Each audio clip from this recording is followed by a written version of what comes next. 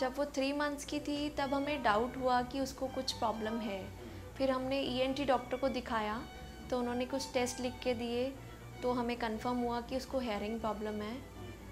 तो फिर उन्होंने सजेस्ट किया कि हमें हेयरिंग एड लगवाना है बच्चे को। 6 मंथ्स की थी तो उससे कोई रिस्पॉन्स नहीं था। फिर हमने बीटी लगवाया, बीटी हेयरिंग एड, तो उससे भी कोई रिस्पॉन्स नहीं था। हमें वर्षा मैम के थ्रू पता चला कि कॉकलियर इम्प्लांट से काफ़ी हेयरिंग बेटर हो जाता है, तो उन्होंने हमें सजेस्ट किया कि डॉक्टर कथूरिया कॉकलियर इम्प्लांट करते हैं।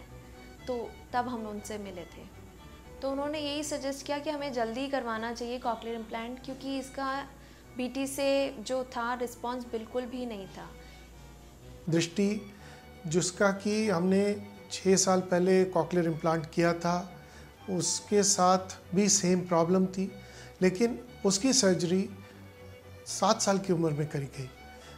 जब हम बड़ी उम्र में करते हैं, 7 या 8 साल की उम्र में करते हैं या 10 साल की उम्र में करते हैं, तो हेयरिंग तो बिल्कुल नॉर्मल हो जाती है, लेकिन स्पीच की डेवलपमेंट कई बार नॉर्मल नहीं आ पाती है, क्योंकि ब्रेन के अंदर जो स्पीच से कंसर्न एरिया होता है वो एज के साथ थोड़ा कम हो जाता है।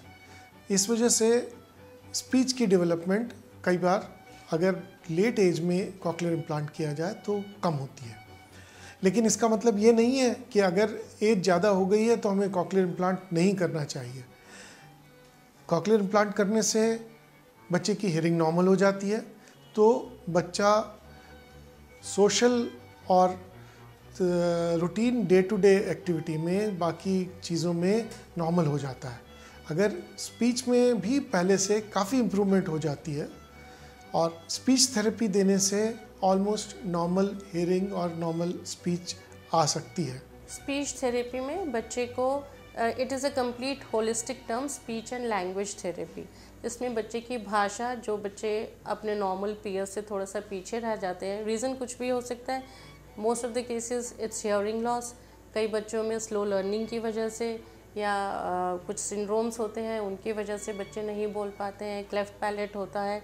तो बच्चों को शुरू से वो भाषा देना जो उन्होंने मिस कर दिया है, और अगर आर्टिकुलेशन प्रॉब्लम है, बच्चे तुतला के बोल रहे हैं, तो वो स्पीच करेक्शन देना।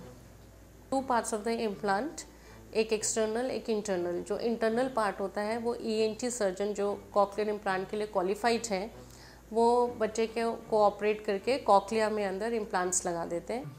कॉकलियर इम्प्लांट सर्जरी के अलावा स्पीच थेरेपी भी बहुत इम्पॉर्टेंट है। थेरेपी ये सभी इम्पॉर्टेंट होती है।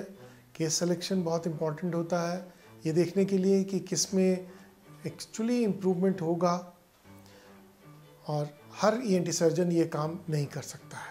ने बोला कि काफ़ी बेटर है कॉकलियर इम्प्लांट, तो हमने फिर फाइनली डिसीजन लिया कि हमें करवाना चाहिए। उन्होंने इम्प्लांट किया तो अब उसका काफ़ी बेटर है, हेयरिंग भी और स्पीच भी। पढ़ाई में थोड़ी प्रॉब्लम है क्योंकि इसका जो गैप था, एज काफ़ी बढ़ गया था हम लोगों ने इम्प्लांट करवाया तब तक, तो अब थोड़ी स्टडीज़ में प्रॉब्लम है, लेकिन कर लेती है।